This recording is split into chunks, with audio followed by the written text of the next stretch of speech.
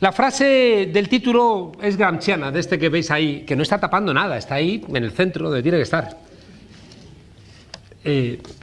Una vez publicó en Libertad Digital, Monedero tiene su propia foto en el iPad, para que veáis el nivelazo que tienen, ¿no? De pensamiento. Bueno, hay una frase de Gramsci que la habréis oído muchas veces y que creo que de alguna manera resume buena parte del reto que tenemos encima de la mesa. La frase de Gramsci dice que habla de los tiempos de crisis. Crisis es una palabra que viene del griego y hace referencia, viene de la medicina. Y el momento crítico es el momento de la decisión, donde el cuerpo enfermo o sana o se muere.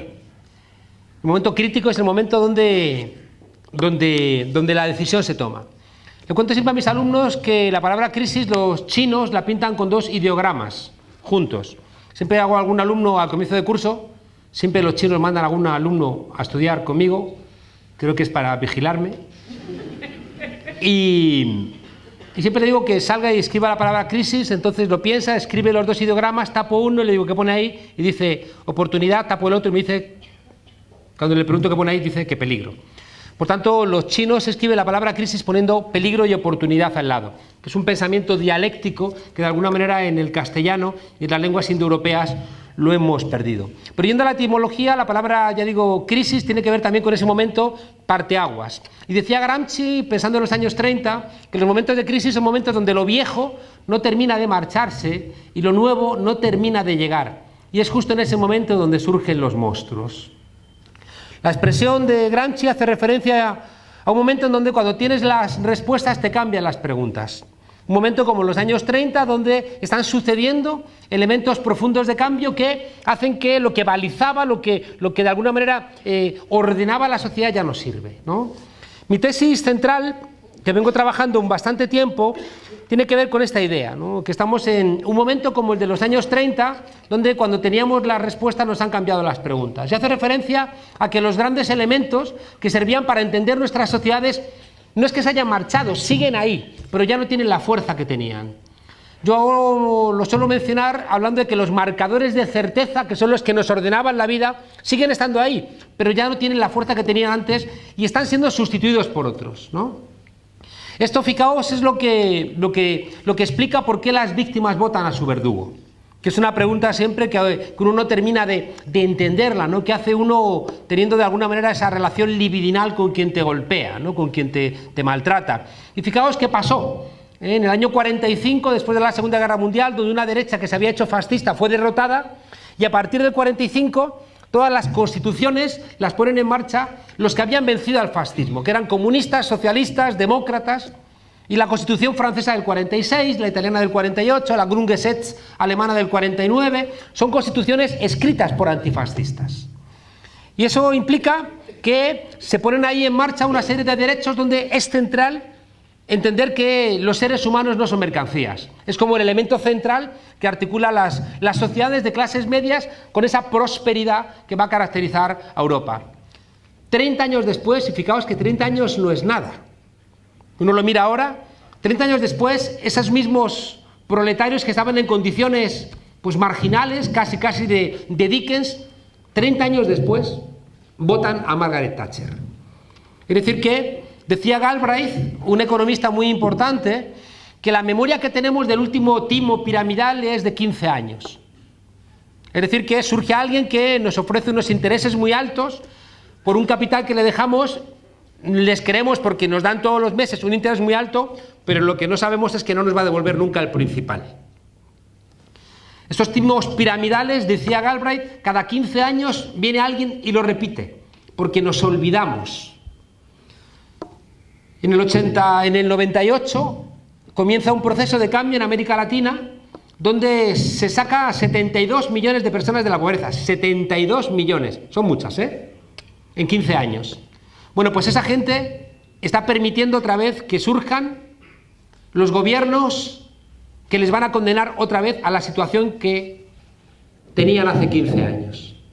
Por tanto, fijaos, una pregunta importante es ¿por qué votamos a nuestros verdugos? Tiempos de crisis. ¿Cuáles son esos marcadores de certeza que antes servían para ordenar nuestras sociedades? El primero es Dios. Dios era el gran ordenador de la sociedad, era el que decía lo que era verdadero y falso, lo que era bueno y malo, lo que era hermoso y feo.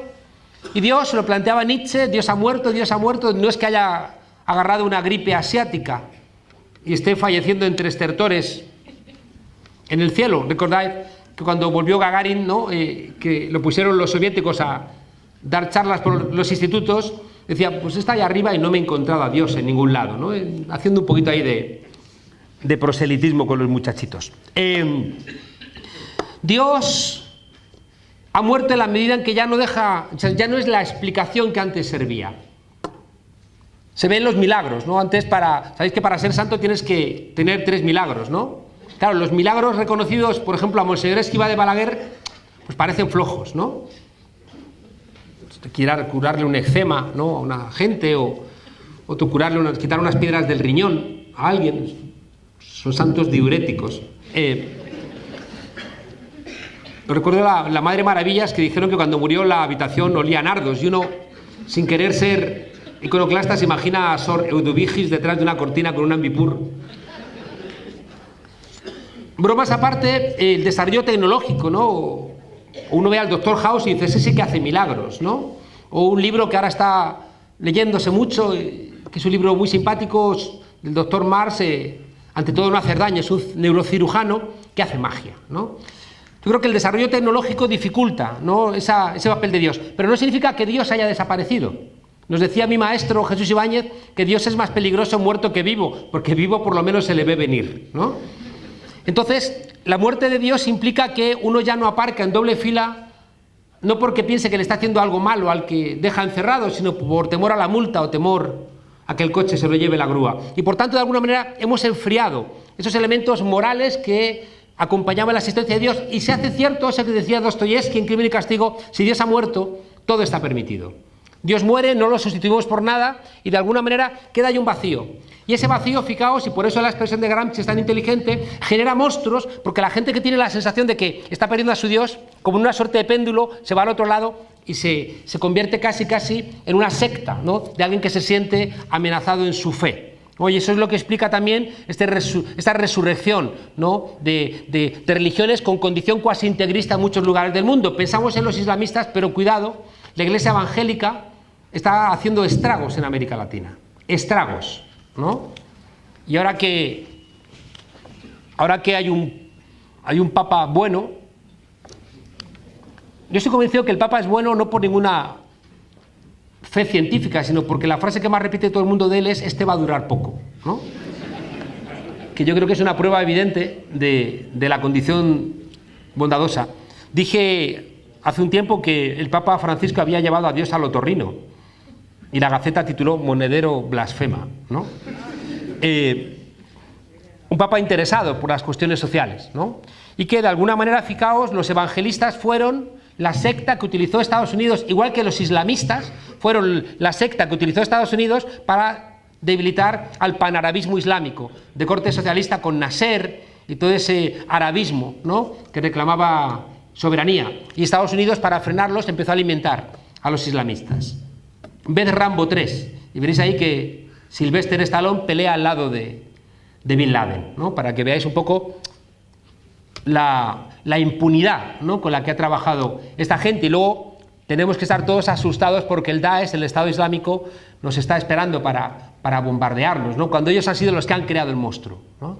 De la misma manera que han creado el monstruo, recordad en este golpe de Estado que está teniendo lugar en Brasil, uno de los que votó, está el 60-70% de los que votaron en contra de Dilma Rousseff en Brasil, están incursos en casos de corrupción.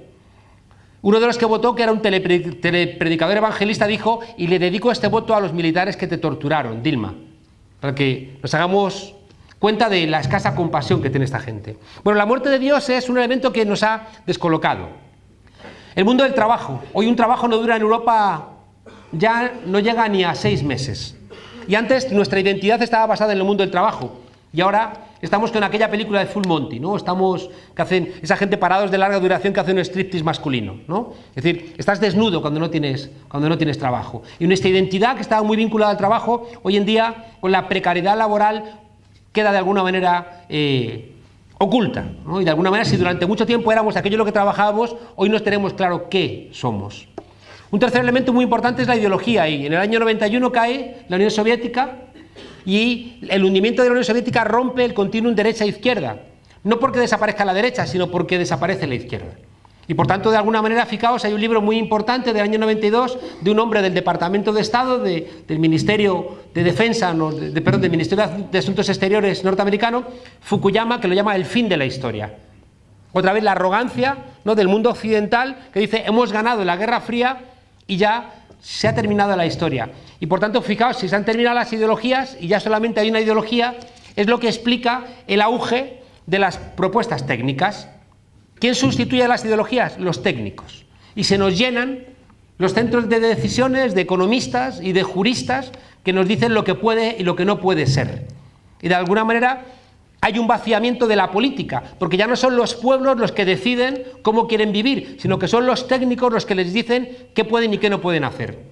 Y de pronto no es la sociedad, porque no tiene la madurez suficiente, perdón por decir la madurez, que suena maduro, la sociedad no tiene la madurez suficiente como para decidir, por ejemplo, a qué edad queremos jubilarnos.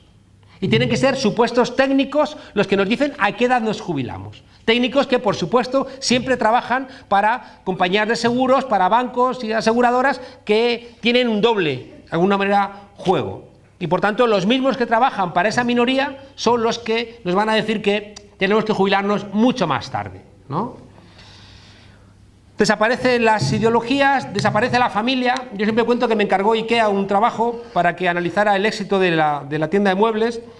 Lo hice muy rápido, me lo pagaron muy bien, les di un par de hojas y me dijeron, me parece poco, y dije, no, pero es bueno. Y leyeron, y yo ahí les decía que el éxito de los muebles de IKEA tiene que ver con que las parejas jóvenes, cuando se casan, compran los muebles en IKEA, porque así 2 años y 3 meses después es cuando estadísticamente se divorcian, nadie se pelea por quién se queda esos muebles de mierda. Porque claro, la gente de a pie no compra los muebles como granados con un milloncito arriba del armario. No sabéis comprar en IKEA. Bueno, bromas aparte, fijaos, la frase de Woody Allen, Dios ha muerto, Marx ha muerto, la historia ha muerto, y yo me encuentro francamente mal, tiene detrás la idea de que los elementos que nos servían para organizar nuestra existencia ya no valen.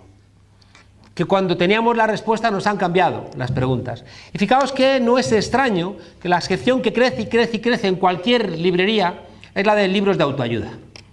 Ah, que tienes un problema, pues te compras un libro de autoayuda. Que tú sospechas que algo no funciona, pues te compras un libro de autoayuda. Y los libros de autoayuda, la respuesta siempre es individual y es una respuesta neoliberal. ¿Qué significa esto?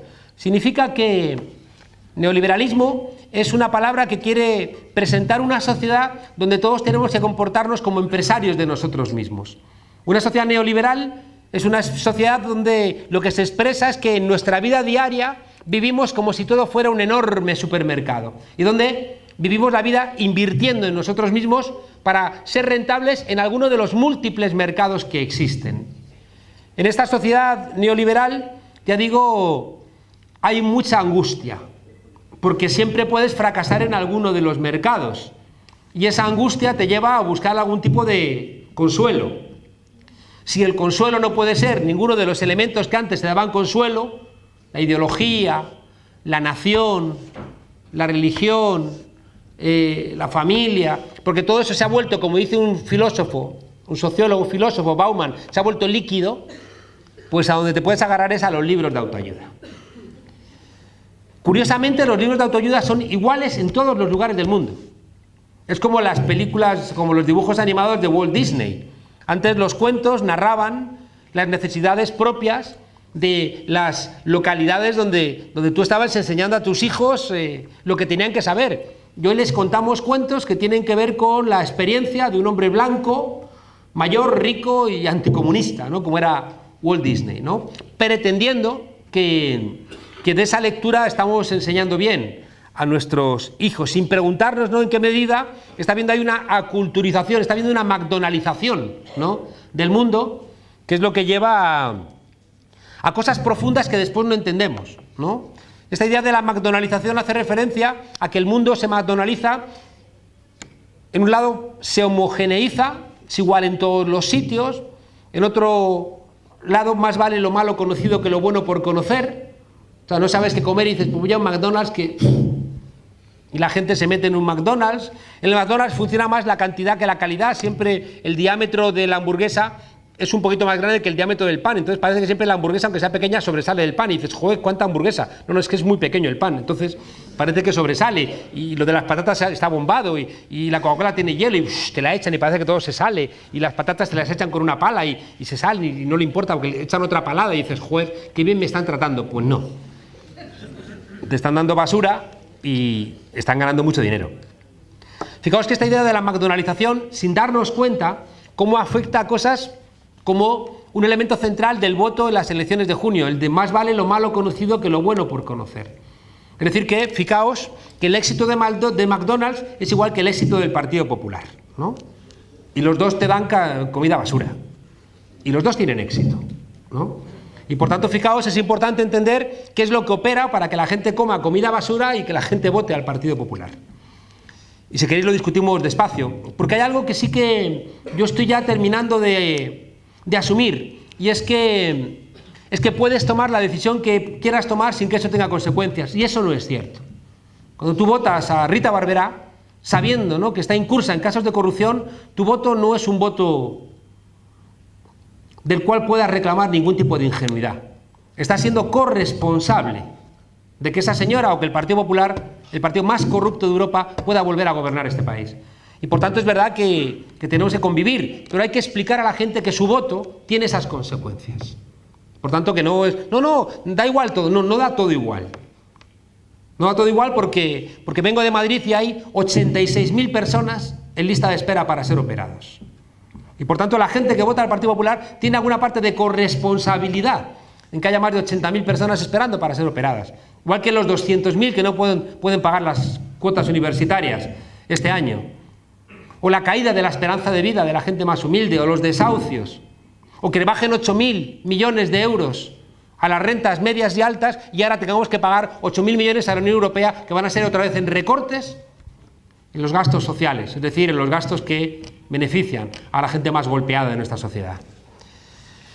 Decía que en este mundo de confusión, en este mundo donde, como decía, lo viejo no termina de marcharse, porque tú miras y todas esas cosas siguen ahí, pero ya no tienen la virtud, y lo nuevo no ha llegado. Y lo nuevo tiene un problema, y es que como es muy promisorio, pero no está constituido. Lo nuevo, os lo apunto ya, se va a construir como se construye un mosaico sin tener antes el modelo.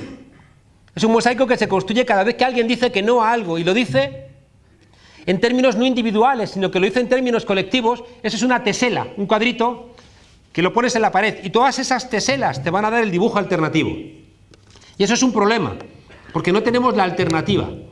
No tenemos la alternativa a lo que tiene que sustituir estas cosas que ya no funcionan. ¿Y cuál es el riesgo? Fijaos. El riesgo es querer regresar al pasado que ya no funciona. Y es donde surgen los monstruos. Cualquier tipo de regreso al pasado es, de alguna forma, una manera de hacer que surjan los monstruos. ¿Sabéis que el Dios del Antiguo Testamento, que estaba todo el rato enfadado? No me preguntéis por qué, pero me acabo de acordar de Julio, de Julianguita. Entonces ya no está tan enfadado Julio. Que en un sitio del Frente Cívico tenemos que mencionar a Julio, pero lo vamos a mencionar en su conjunto, no en que está enfadado, porque ya no está enfadado. El Dios del Antiguo Testamento, que está constantemente enfadado, decidió acabar con Sodoma y Gomorra, que eran, sin duda alguna, después de Elda Petrer, las dos ciudades más divertidas, ¿no?,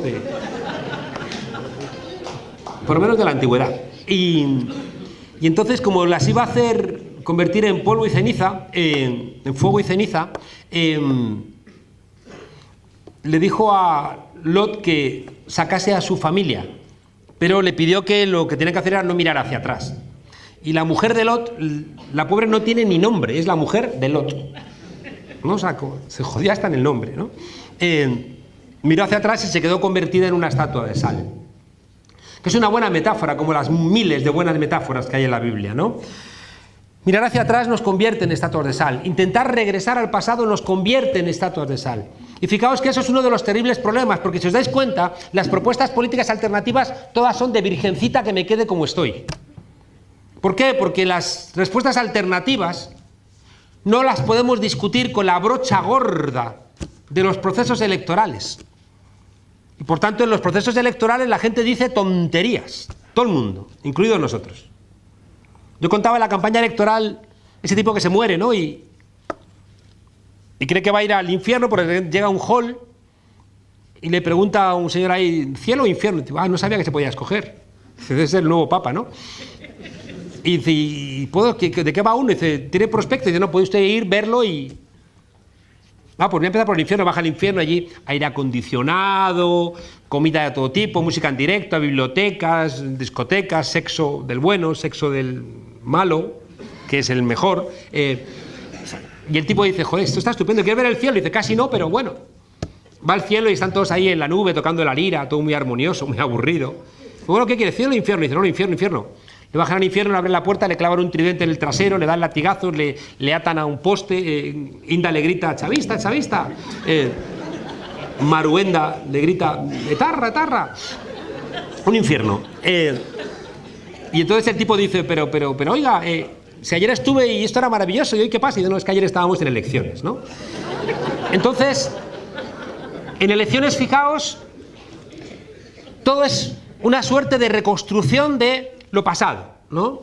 Donde nos están engañando, ¿no? Porque no hay reconstrucción de lo viejo, que a veces nos olvidamos que las cosas se rompen, y eso es lo que diferencia un análisis marxista de un análisis que no es marxista. El análisis marxista te establece que las causas de los problemas, por lo general, son estructurales. No es que de repente hay un loco que mete la pata y de repente todo se estropea, no. Esas son explicaciones mentirosas, que te quieren explicar como que la crisis actual es que hubo unos locos que enredaron con las cuentas y la contabilidad, que no es verdad. Lo que había ahí era una bajada muy fuerte de la tasa de ganancia de las empresas que busca recovecos. Y por tanto, como los problemas son estructurales, tú no puedes solventar los problemas estructurales si no es inventando algo nuevo. Que eso es lo que no estamos discutiendo. Es decir, ¿cuál es el nuevo elemento que va a conseguir un nuevo desarrollo económico que permita salir del agujero en el que estamos? En un momento muy diferente de cualquier momento del pasado. Y es que el invento que hay ahí ahora encima de la mesa, a diferencia de la química, el motor de explosión, el motor eléctrico, el vapor, los telares, cualquier otro invento del pasado, el invento de ahora es un invento que destruye de manera neta empleo. Es decir, el desarrollo tecnológico destruye de manera neta empleo. Y por tanto tenemos algo novedoso en la historia de la humanidad. Luego, si nos da tiempo, le damos un par de vueltas a esto. Lo que quiero trasladaros es que en esta crisis es muy fácil que de repente te pongas así y digas, ¿qué puedes decir? ¿Cómo empezaba aquello de iba a decir lo de mísero de mía infelice, no, pero no es esa, es la de las coplas por la muerte. Recuerde el alma dormida, vive el seso y despierte contemplando cómo se pasa la vida, cómo se llega a la muerte tan callando, que presto se va el placer, que pronto llega el dolor, como a nuestro parecer cualquiera tiempo pasado fue mejor. Es decir, es un pensamiento en tránsito nostálgico del pasado. O sea, las coplas a la muerte de su padre es un pensamiento típico, que en eso se parece un poco al Quijote, de una época que se está yendo. Y tú puedes hacer dos cosas: establecer cómo va a ser lo que viene o ponerte nostálgico de ese mundo que se ha pasado. Y en esa nostalgia del mundo que se ha pasado no avanzamos. Y yo creo que esa es una de las grandes trampas. Os decía que en esta confusión de época en la que tenemos, te dicen, cómprate un libro de autoayuda. ¿Y sabéis cuál es el problema? Que la única autoayuda que funciona es la autoayuda colectiva. Y la autoayuda colectiva se llama política. La solución no pasa por encontrar soluciones individuales que no tenemos ni siquiera el ánimo suficiente para soportarlas en nuestras espaldas. Poca gente hay deprimida. Decía un poeta mexicano, Efraín Huerta, que si conociéramos la locura de Van Gogh, lo que nos extrañaría no es que se cortara una oreja, sino que no se cortara también la otra, ¿no? Si uno viera el peso que estamos individualmente cargando cada una de nosotras y de nosotros, lo extraño es que no haya más depresión. que es uno de los elementos importantes de nuestras sociedades a las que le va bien. Un 30% en las zonas que va bien, en España, un 30% está llegando al fin del día con ansiolíticos, antidepresivos, somníferos y demás. Por tanto, ni siquiera en el bienestar-malestar, el bienestar material, hay algo que no esté roto. ¿Cómo es esto? Voy a contaros algo, pero no lo cuento, que si no me lío mucho. Mirad, yo cuento mucho que el principal problema, aquello que decía Ortega en los años 30, decía que lo que nos pasa es que no sabemos qué nos pasa. Yo creo que es esencial entender lo que yo cuento con la novela Fahrenheit 451 de Bradbury, que sabéis que es una novela futurista donde los bomberos en el futuro se encargan de quemar los libros, porque las autoridades han establecido que los libros son malos, ¿no? Para la vida social, ¿no? La película era de Truffaut, era muy buena la película también. Siempre que le recomiendo un libro a mis alumnos, me dicen, profesor, ¿vale la película? Y yo les recuerdo la historia esa de un prado donde hay una cabra comiéndose un rollo de película y llega otra cabra y le dice, ¿te gusta? Y dice, sí, pero me gustó más el libro. Pero en el caso de Fahrenheit 451 la película también está muy bien. Ese bombero del futuro que hace su trabajo, un día le descubren por un chivatazo, publicado como todos los chivatazos encanallados en el periodismo pantuflo, descubren una biblioteca de una señora mayor, la abren detrás de una pared, sacan los libros y cuando están quemándolos ella decide echarse a las llamas, ¿no? Y de repente este bombero dice, ¿qué pasa?, ¿no? Y le hace clic en la cabeza, y hay algo que le rompe la cotidianidad. Me gusta mucho contar la historia de Espartaco, de Howard Fast. Sabéis que Espartaco colaboró con otra gente para convertir un edificio en Francia en un hospital para republicanos españoles. Y McCarthy, durante la caza de brujas, le pidió el nombre de los que habían colaborado en comprar ese edificio. Él se negó y lo metió McCarthy 2 años en la cárcel. Pero no habló, no rajó, a diferencia de Walt Disney. Espartaco es un hijo y nieto de esclavos, que de repente se ponen de moda las peleas de gladiadores y se lo llevan a la escuela de gladiadores de Lentulus. Y allí él está feliz porque le golpea menos con el látigo, aunque también le dan latigazos, le alimentan mejor y por lo menos sabe que va a morir, igual que en la mina, pero va a poder luchar por su vida. Está contento. Pero llega a la escuela alguien que no tiene que haber llegado nunca. Algo que rompe la rutina. Siempre es muy importante cuando se rompen las rutinas. Por eso, fijaos, el control de los medios de comunicación, para que no se rompan las rutinas, ¿no? De repente llega Craxio, que era un galo, que era un esclavo que se había levantado, ¿no? No quiero solo contar que a los esclavos que se levantaban les crucificaban, que es lo que explica que llevemos aquí una cruz, porque si los hubieran condenado a la silla eléctrica, llevaríamos del cuello colgado una silla eléctrica, con las dificultades que eso tendría de todo tipo, ¿no? Bueno, Craxio tenían que haberlo crucificado, no lo crucifican, sino que lo condenan a galeras, y quien hace la ley hace la trampa, lo sacan de galeras y lo llevan a morir a la escuela de gladiadores. Allí se da cuenta de que Espartaco es un tipo con cualidades de liderazgo, y un día le dice, Espartaco, ¿tú sabes que una vez yo fui libre? Y el otro no entiende ni el concepto. ¿Qué quieres decir con que fui libre? Pues con que fuimos libres. No entiendo qué quieres decir. Coño, pues que le quitamos el látigo a los amos, pero os matarían. No, los derrotamos, pero vendrían soldados, los derrotamos, pero vendría una legión de Roma, los derrotamos. Y entonces, ¿qué pasó? Lleno de inquietud, Espartaco dice, pues que durante 3 meses fuimos libres, en comuna. Comuna viene de comunis, que es lo contrario de immunis. Immunis es lo que no te afecta y comunis lo que te afecta. Fuimos libres durante 3 meses en comuna, donde todo era de todos. Y de repente, fijaos, empieza algo que es el corazón de lo que quiero trasladaros. El dolor de Espartaco se convierte en saber, en conocimiento. De repente no es un sabor, pero no es un saber desconectado de cualquier tipo de razonamiento, sino que es un saber que de repente tiene una causa. Doler, saber. Y Espartaco, que ya sabe que el dolor tiene un origen porque podía no ser, le empieza a doler. Y empieza a pensar, yo quiero que no me duela. Doler, saber, querer. Es el momento de la voluntad. Y él quiere acabar con el látigo y se da cuenta de que solo no puede. Y empieza la reflexión y dice, yo solo no puedo. Y reúne a todos los esclavos, que son sus iguales, porque él ha hecho el análisis, lo que me pasa a mí le pasa a estos. Y los reúne y les dice, mirad a vuestro alrededor y decidme una sola cosa que no hayáis construido vosotros. Miran y dicen, todo lo hemos construido nosotros. Bueno, pues mirad otra vez a vuestro alrededor y decidme una sola cosa que sea vuestra. Miran a su alrededor y dicen, nada es nuestro. Entonces, tomando una frase del manifiesto, le dice, pues entonces, en la revuelta, no tenemos nada más que perder que las cadenas. Es bueno que le pongan música a Espartaco porque le da como, ¿no? No, te agradezco porque si tuvieras con vibrador solamente hubieras disfrutado tú el gustito, ¿no? Y pudiendo habernos hecho disfrutar a todos, ¿para qué?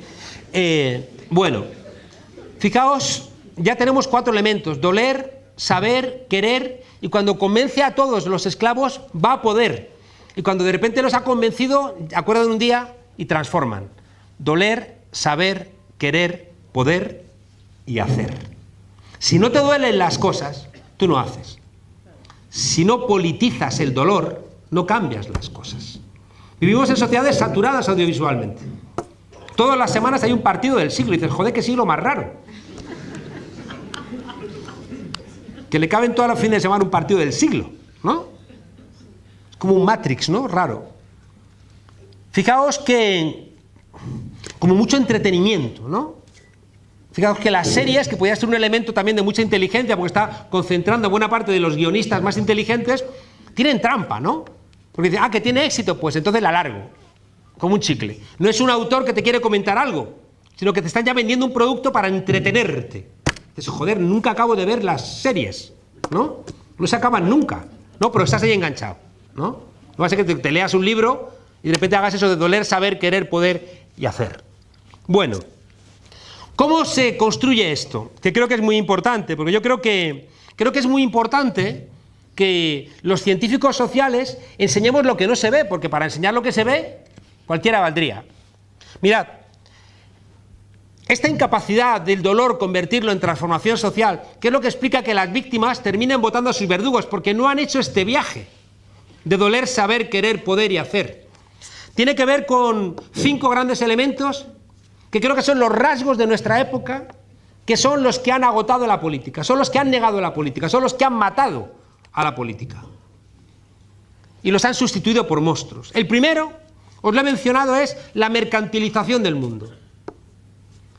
Tengo mucho interés en que os llevéis una idea esencial, y es que el neoliberalismo nos cuesta tanto pelear contra él porque es un sentido común. Dice Boaventura de Sousa Santos, mi maestro, que fuimos ciudadanos desde finales del 19 y comienzos del 20 gracias al trabajo. Por eso las mujeres fuisteis ciudadanas tan tardes, porque trabajabais, pero no lo considerábamos los hombres trabajo. Claro, como Dios en el Génesis decide que las cosas van a existir según le va poniendo nombre y le pide ayuda a Adán, no a Eva, desde el Génesis, o sea, desde la primera paginita, las mujeres preteridas, las mujeres de lado, ¿no? Entonces las mujeres trabajabais. ¿Cómo que no trabajabais? Si no trabajarais no habría reproducción, no habría cuidados. Si el ser humano somos el ser más desvalido de la naturaleza. Vemos los documentales de National Geographic, nacen animales, jirafas, potros, y al ratito se están dando una vuelta, mientras que los seres humanos necesitamos los cuidados de nuestros padres hasta los 30 años. Mínimo. O más. Depende del grado de pericia desarrollada por el adolescente alargado, ¿no? Toda la vida. Fijaos que creo que es importante entender esta idea que os decía, de que las mujeres no estabais consideradas trabajadoras y por eso tardasteis tanto en ser ciudadanas. Pero la idea era que si tenías un trabajo, eras ciudadano. Después, ¿cómo nos incorporamos como ciudadanos? A través del consumo. Y porque consumías, eras ciudadano.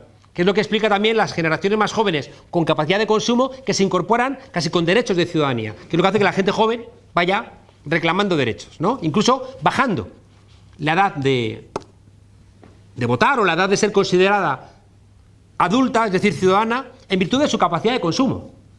Y ahora la propuesta es que seamos ciudadanos no a través del consumo, ni a través del trabajo, sino a través del deseo de consumo. Porque es muy importante entender esto, Porque el pensamiento emancipador o alternativo tiene una reflexión acerca del mundo del trabajo. Tenemos una reflexión acerca del mundo del consumo, pero ¿cómo luchas contra un deseo? Han descubierto hace poco los neurocientíficos, que es algo que está muy avanzando muy fuerte, pero que hace 15 años prácticamente no existía.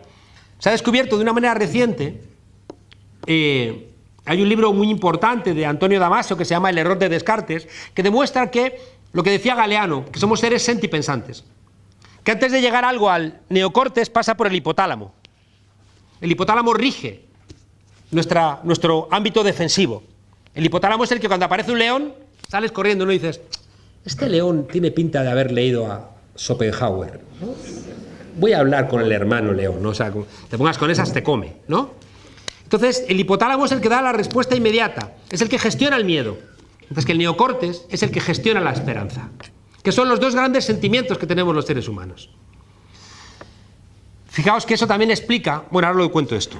Es muy importante entender que antes de llegar al neocortes, cualquier pensamiento antes ha sido un sentimiento.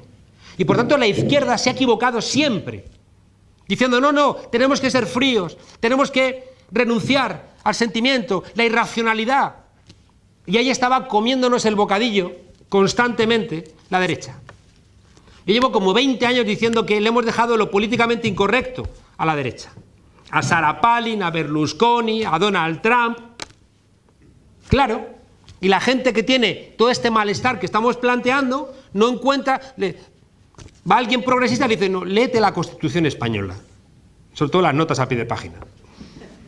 Y el otro te dice, ven aquí, que son todos una cuerda de cabrones. Y dice, sí, y ya está, ya se fue, ¿no? Hay una película preciosa que se llama Lucien Lacombe.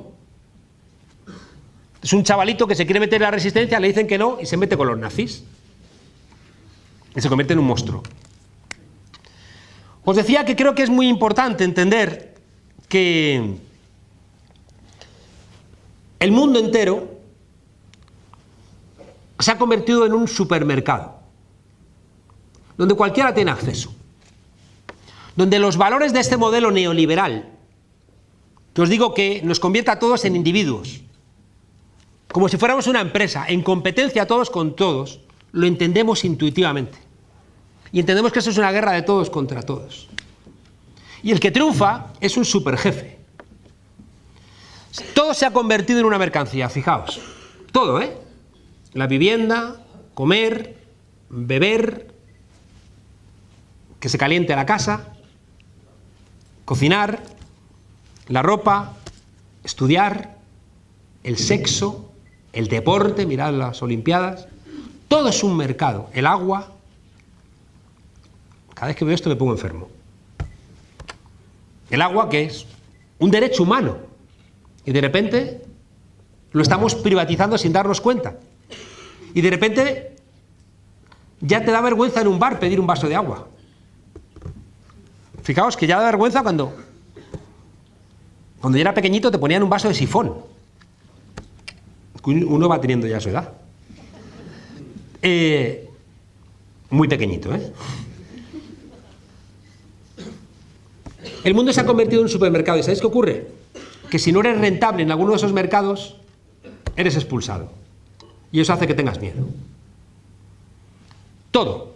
Fijaos que leía un informe viniendo aquí en el tren. Claro, hace 20 años ser mileurista era un insulto. Y hoy, los que se quejaban de ser mileurista dicen, joder, ojalá pillara los 1000 euros. Cuando yo era pequeño, entraba un sueldo en casa. Y con un sueldo vivía la familia. Hoy entran 2 y no llegas. Y no llegas. Y por tanto, fijaos, en un mundo donde tienes que estar en constante competencia para poder tener un espacio. Tienes que ser guapa, tienes que ser amistosa, tienes que estar constantemente compitiendo en todo, el que más sabe. Leía... Gracias. No sabéis cómo os lo agradezco. Leía que los profesores están diciéndole a los alumnos, no basta ya con que estudiéis, tenéis que sacar las mejores notas, los ponen a competir. Y luego se extrañan de que los muchachos tengan depresión o que hagan locuras.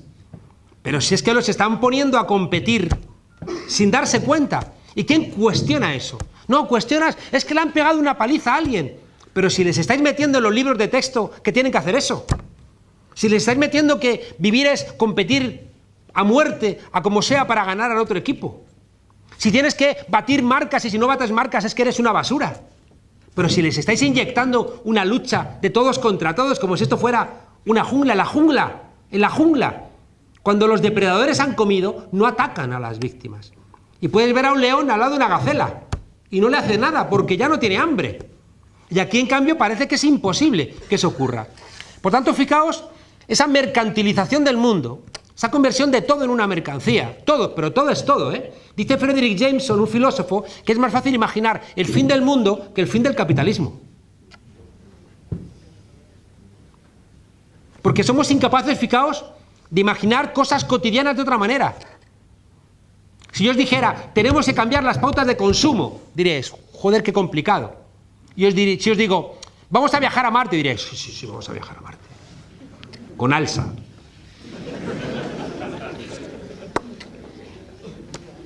Entonces, fijaos, en esas dificultades de lo cotidiano, lo que tenemos es una interiorización de un mundo mercantilizado, donde somos incapaces de pensar cosas alternativas a esa mercantilización. Y somos incapaces de pensar que ninguno de esos ámbitos, el de la vivienda, el de la alimentación, el de la energía, puedan ser de manera diferente. Entonces, primer elemento, fijaos, que nos da miedo. Y por tanto, si hay miedo en el mundo convertido en un supermercado, ya estamos dándole una herramienta a la derecha o a los sectores autoritarios, que son los que van a gestionar el miedo, mientras que nosotros tenemos que gestionar la esperanza. ¿Y cuál es la alternativa a ese mundo mercantilizado? Porque el modelo neoliberal tiene una pauta de felicidad, de utopía, tiene un modelo de deseo. En cambio, ¿cuál es tu modelo de deseo? La URSS, Cuba, Venezuela. O sea, ¿cuál es el modelo? Dices, no lo tengo. Y por eso, fijaos, la debilidad, ¿no?, que implica luchar contra los que defienden, en nombre del miedo, la gestión de ese mundo convertido en un supermercado. Segundo elemento muy importante, la precarización laboral, que es la gran derrota. No voy a aburriros con esto, pero el sistema capitalista funciona con ciclos.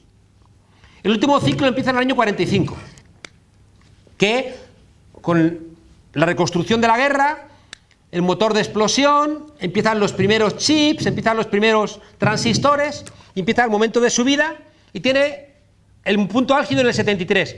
Y en el 73 las empresas empiezan a perder dinero. ¿Y sabéis qué ocurre a partir del 73? Que esto es esencial, que es la novedad en el mundo. Que los sindicatos están derrotados. Hay un debilitamiento del mundo sindical. Dependiendo de los países, claro, pero digamos que es un punto de inflexión. Que tiene el momento álgido Inglaterra en el 78, el 79, la lucha contra los mineros de Margaret Thatcher, que dice, si le rompo la columna vertebral a los mineros, se acabó el sindicalismo. Siguiendo el ejemplo de lo que había contado su amiguito Friedman, que habían hecho en el 73 en Chile, después del golpe de Estado contra Salvador Allende, prohibir a los sindicatos, para poner en marcha el modelo neoliberal sin sindicatos, sin oposición. A partir del 73, fijaos, está habiendo una recuperación de la economía. ¿Cómo? Expulsando mano de obra, expulsando trabajadores y siendo sustituidos por máquinas, que es el comienzo de la robotización, que tiene diferentes lugares y ahora se está acelerando. Están trayéndose las empresas de China y las están colocando en otros lugares porque ya las maquinitas pueden hacer cosas que no hace falta que las cosas los niñitos. Los sirios todavía sí, refugiados. Es muy fuerte cuando hemos planteado, fijaos públicamente, que nadie se hace rico trabajando. Porque si alguien se hiciera rico trabajando, pues en España habría como 18 millones de ricos. Y no los hay. Cuando uno se hace rico es porque se está quedando el trabajo de otros. Es que no hay. O lo heredas o te estás quedando el trabajo de otros. Es que no hay otra. Y claro, ¿quiénes están contratando de manera cuasi esclavista a refugiados sirios? Qué curioso. Zara, El Corte Inglés, etc. La precariedad laboral, fijaos, nos convierte también en sujetos llenos de miedo, porque pierdes el trabajo. En un momento de precarización laboral, pierdes el trabajo y ¿qué haces? ¿Qué haces? Otra vez el miedo, fijaos. Miedo en un mercado infinito y en este segundo elemento, miedo en el mercado concreto del mundo laboral. 100 años de luchas obreras, 100 años peleando para que el ser humano no sea una mercancía y de repente, fijaos, hasta los sindicatos hablan de mercado laboral. ¿Pero cómo mercado laboral? Hemos quedado que no somos una mercancía. En cambio, fijaos, hasta en el propio lenguaje estamos siendo rehenes de esto. Tercer miedo, y os invito a este tercer miedo a que lo penséis con tranquilidad en vuestros hogares. Vivimos en burbujas culturales. Vivimos en burbujas donde no nos preguntamos qué hace posible las cosas. Es como lo que yo le digo a mis alumnos: creéis que la leche viene del tetrabric, que no viene de la vaca. Es lo que puede hacer un niño que dice, sale de una fábrica de carne y entonces dicen que nunca se comerían un conejo o un cochinillo, pero no tienen problema en comer salchichas, ¿no? Entonces, hay algo ahí de conceptual que no estás entendiendo. O sea, lo que te molesta es la culpa que te produce saber que te estás comiendo al bicho si tiene forma de bicho. Ah, pero si está carne picada te da lo mismo. Muy inteligente. Fijaos que vivimos en burbujas culturales donde no sabemos de dónde viene lo que comemos, el agua, y a dónde va la basura que producimos. Vivimos en burbujas culturales sostenidas tecnológicamente donde nos olvidamos de los demás. Y donde de repente, fijaos, a diferencia de la vida rural, donde tienes conciencia de los otros, desaparecen las urbes. Vivimos en ciudades donde desaparece la idea del otro, que es el que te garantiza cosas. Y de repente los otros se convierten como en engranajes de ese mercado que te sirven. Pero ya no los ves, fijaos, como alguien que está colaborando en tu desarrollo social, en tu propia vida, sino que los ves como gente que te sirve. Eso es terrible, porque en esas burbujas culturales nos faltan los demás. Vivimos como en fragmentos. Por eso es tan subversivo estudiar ciencias sociales, porque somos los que vemos las estrellas y dibujamos la constelación. Y de repente dices, ah, coño, aquí hay un dibujo. Pero la gente no ve el dibujo, porque está fragmentado, está en su burbujita, en su pequeña burbuja, que por el desarrollo tecnológico la puedes sostener. Tienes el agua en casa, tienes la luz, tienes el ascensor para subir la compra, tienes el transporte, no necesitas a nadie y te engañas. ¿Y sabéis qué ocurre indirectamente? Que tienes miedo porque necesitas a los demás, pero no están ahí, porque en tu burbuja no los necesitas. Otra vez el miedo. Añadid, si queréis, un cuarto miedo. ¿Sabéis cómo hemos solventado este deterioro del salario? Endeudándonos. Y nos hemos endeudado con gente que si no les pagamos nos rompe las rodillas. Ahí está Grecia, ahí está Argentina. Añadid, si queréis, el miedo de las guerras. Constantemente guerras. Llevamos 2 semanas con los telediarios donde me atrevo a decir que casi la mitad de los telediarios son cosas de susto. Prestadle atención. Asesinatos, muertes, raptos, desapariciones, jueces que asesinan, motines, y todo con chan chan.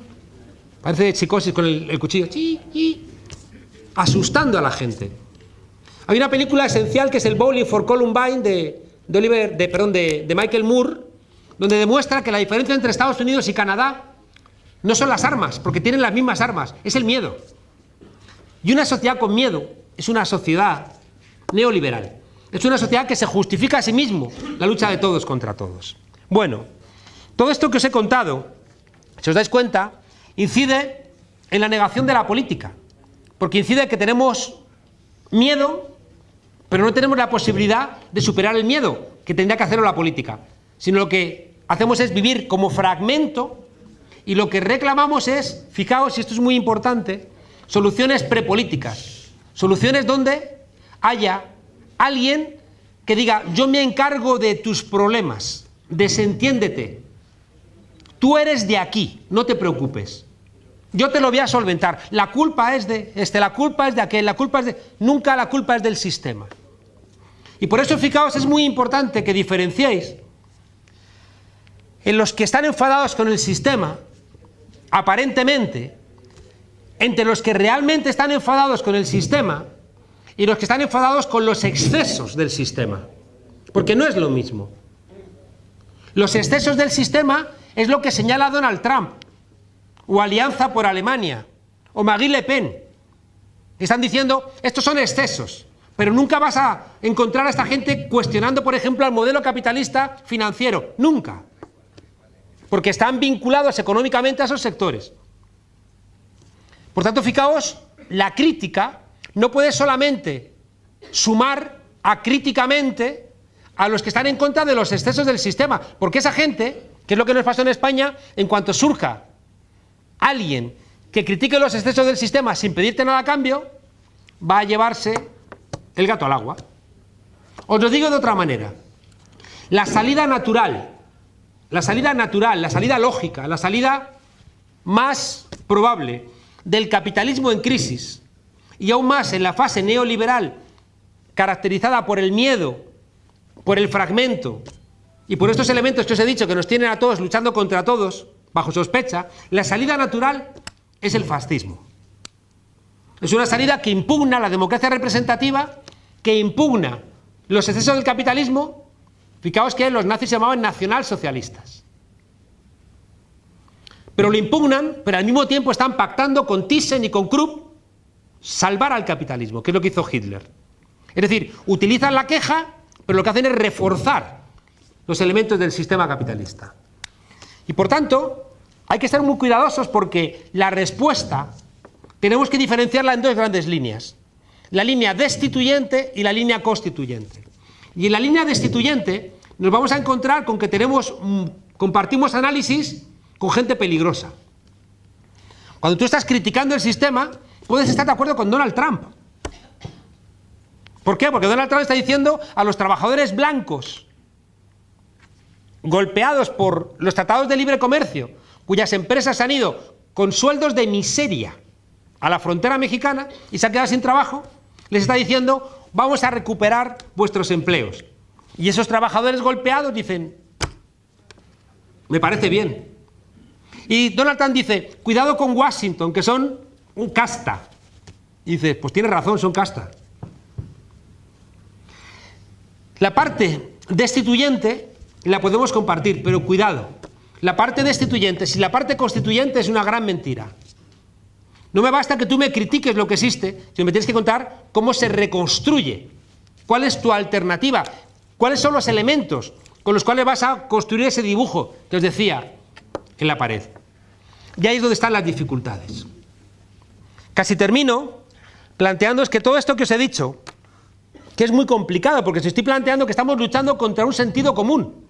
Es como la lucha de las mujeres contra el machismo, están luchando contra tus padres, contra tus maridos, contra tus hijos. Es una lucha complicada, porque es una lucha donde están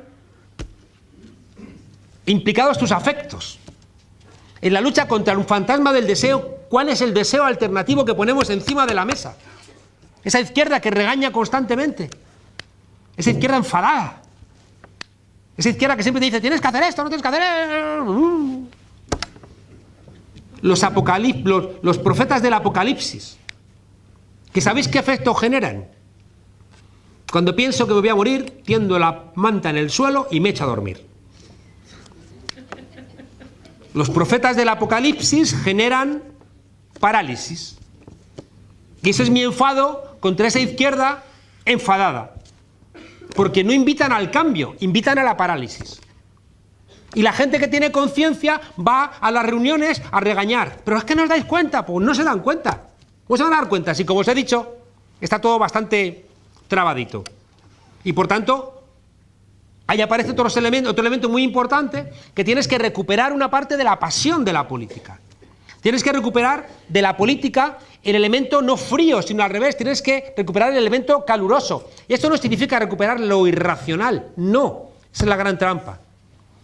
Pero sí el sentimiento, sí el entender que puedes pasártelo bien, que hay cosas que te benefician, que no tienen que ver con cosas materiales, pero que encuentras algún tipo de satisfacción en lo colectivo. Y que eso no se mide en términos fríos, ni en términos constitucionales, ni en términos materiales. Que es, fijaos, lo que uno tiene que aprender, por ejemplo, de por qué todavía en los grupos religiosos se siguen manteniendo ese tipo de elementos. Porque se reúne la izquierda y sales de las reuniones con dos enemigos. ¿Sabéis que contaba Churchill que le enseñó a un joven diputado conservador que se había incorporado a la Cámara, le enseña a la Cámara de los diputados y dice, mira, aquí se sienta el speaker, ahí es el jefe de la Cámara, ahí se sienta el del grupo parlamentario, ahí se sienta el fiscal, allí se sientan los laboristas y aquí nos sentamos nosotros y tal. Entonces le cuenta, cuando termina el jovencito, para hacerse el listo, le dice, a ver si he entendido bien, entonces ahí se sienta tal, y cual, allí se sientan los enemigos y aquí nos sentamos nosotros. Dice, no se equivoque, joven, allí se sientan los adversarios, los enemigos se sientan aquí, ¿no? Es decir, las reuniones políticas siempre tu gran enemigo es el que tienes dentro, al que odias. En cambio, se reúnen los cristianos de base, joder, y se van comulgados, han hablado con Dios, se llevan ahí algún tipo de satisfacción. ¿Cómo podemos solventar eso? De alguna manera, porque si no, la vida política solamente va a estar abierta a la gente que tenga mucha conciencia. Pero también genera esos choques brutales que hace que, pues eso, que cuando montas el Frente Judaico de Liberación, al día siguiente tienes el Frente de Liberación Judaica, ¿no? Es decir, que tienes esa fragmentación propia de la izquierda. Porque en España tenemos un problema histórico, que es lo que explica que los italianos tengan Novecento y nosotros tengamos la vaquilla. Y esto es gracioso, pero si uno lo piensa, menos gracioso de lo que uno cree. Porque los italianos se enfrentaron el fascismo y les salió Novecento, mientras que nosotros siempre como que damos un rodeíto y echamos unas risas. Porque todavía no hemos sido capaces de enfrentar nuestro propio pasado. Los Monty Python, este grupo inglés, sería imposible en España. Seguimos siendo un pueblo muy irreverente, pero muy obediente. Porque seguimos teniendo un profundo pozo franquista. Antes de ayer me dedicó a Pablito y a mí, luego si queréis os lo leo, es tan espectacular, ¿no? Porque escribí un tuit diciendo qué largo se me está haciendo el franquismo, queriendo explicar que no entiendo cómo puede ser todavía Fernández Díaz un ministro al que le han grabado inventándose pruebas con un fiscal contra partidos políticos, que siga siendo ministro. Es que para mí es inconcebible. ¿O cómo es posible que el señor Rajoy pueda seguir siendo presidente después de mandarle SMS a un tipo en la cárcel diciéndole no cantes? Y sigue ahí. Claro que esta reunión sería imposible durante el franquismo y nos llevarían a todos presos. Claro, no estamos planteando eso. Estamos planteando que todavía hay mucho pozo franquista en nuestra sociedad. Hay un elemento, fijaos, muy importante, que es esas cosas que tenemos que ver que no se ven. Que tiene que ver con aquello que Ramón Carande, de esta tierra, planteó con la lucidez máxima de un historiador crítico. Le preguntaron, ¿puede usted resumir la historia de España en 2 palabras? Y dijo, España, demasiados retrocesos. Mirad, corriendo, Carlos IV cree que la monarquía pertenece a los Borbones, cuando no entendía que la monarquía era un depósito de la nación en los Borbones. Claro, los franceses tuvieron a Talleyrand, el canciller, el ministro de Asuntos Exteriores, desde la Revolución Francesa hasta Napoleón y después, que tiene aquella frase maravillosa de es costumbre monárquica el robar, pero los Borbones exageran. Carlos IV cree que la monarquía le pertenece a ellos y entonces abdica en nombre de Napoleón, se levanta el pueblo, primera gran crisis constitucional que se zanja con la Constitución de 1812.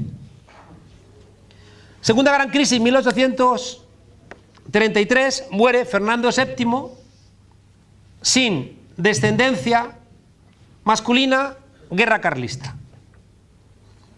Tercera gran crisis, 1868, se expulsa por vez primera a los Borbones de España, Primera República, no en vano. Franco siempre decía, no hay que borrar de la historia de España el siglo XIX. No hay nada que aprender del siglo XIX.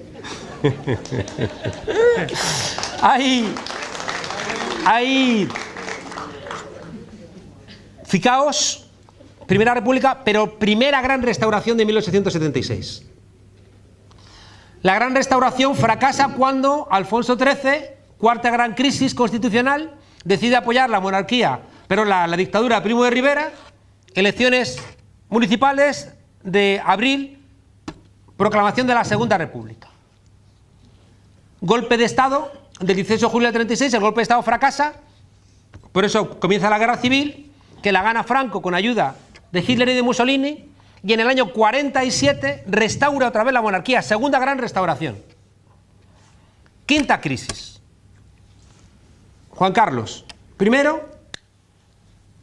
en el entorno del 15M, fijaos que en estas crisis que os he contado siempre hay la monarquía como cemento, una corte articulada en torno a la monarquía como forma de gobierno en España y un pueblo enfadado que está disparando a la monarquía, obligándole a aceptar la Constitución de 1812 y lo último, ¿no?, impugnando a Juan Carlos I, que tiene que salir diciendo aquella frase maravillosa que se incorpora al acervo de la inteligencia política europea: me he equivocado, lo siento mucho, no volverá a pasar. Que yo siempre digo que si hubiera salido y hubiera dicho: ay, mísero de mí, ay, infeliz, apurar cielos pretendo, ya que me tratáis así. ¿Qué delito cometí contra vosotros naciendo? Aunque si nací ya entiendo qué delito he cometido, bastante causa ha tenido vuestra justicia y rigor, pues el delito mayor del hombre es haber nacido. Juan Carlos, quédate, tío. Pero no, me he equivocado, lo siento mucho, no volverá a pasar. Lo grabó 2 veces, por la confusión y la profundidad de la cita, ¿no? Fijaos que en esta quinta crisis está todavía abierta, porque hay una abdicación en Felipe VI, y Felipe VI todavía está por demostrar quién es. Está abierto. ¿Qué implica esto? Fijaos, os he dicho que todo esto que os he contado, que vale para el capitalismo neoliberal, en España se agrava. ¿Por qué? Porque en España la diferencia con Europa sigue siendo una realidad. Yo lo entendí cuando estuve en Alemania. El Spain is different no es porque seamos diferentes, por lo que decía Fraga, que somos un país exótico, ¿no?, para vender los paradores. El España es diferente para que vinieran turistas, ¿no?, a vernos como si fuéramos monos de feria, ¿no? Y tampoco era cierto lo que planteó Zapatero de que España ya éramos la 7ª potencia del mundo, ¿no? España era diferente, pero ¿sabéis por qué éramos diferentes? Éramos diferentes porque el ADN de la democracia europea es el antifascismo. Y aquí eso no existe. Somos el único país del mundo donde puede ser demócrata sin ser antifascista. El único país del mundo donde puede ser demócrata sin ser antifascista, sin ser antifranquista. Y eso implica, fijaos,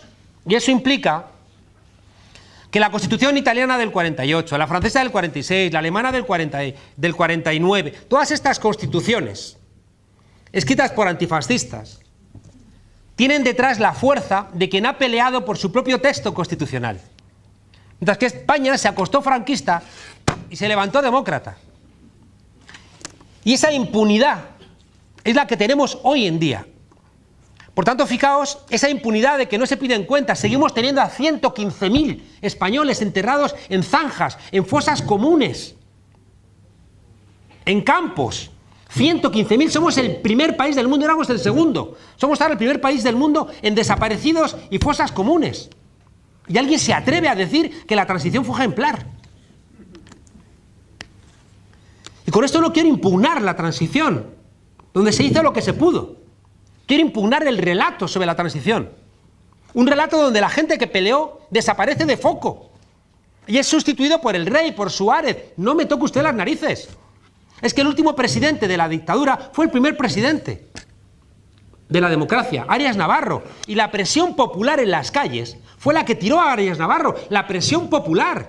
Si no hubiera habido presión popular, nos tragamos a Arias Navarro. ¿Y dónde está la presión popular en la idea de consenso? No había consenso, había gente exigiendo en las calles. Y por eso el golpe de Estado del 23F, que es un golpe que triunfa, articulado en la Casa Real, articulado en el entorno de la Casa Real. Eso lo conté en el libro que se llama La transición contada a nuestros padres, diciendo: no me contéis mentiras, porque si todo fue maravilloso, ¿por qué la democracia en mi país es tan débil? ¿Por qué ocurren estas cosas que os digo de Fernández Díaz?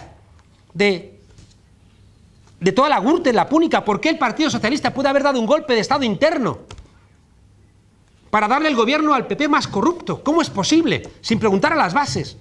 ¿Cómo es posible que pueda salir ayer o esta mañana diciendo...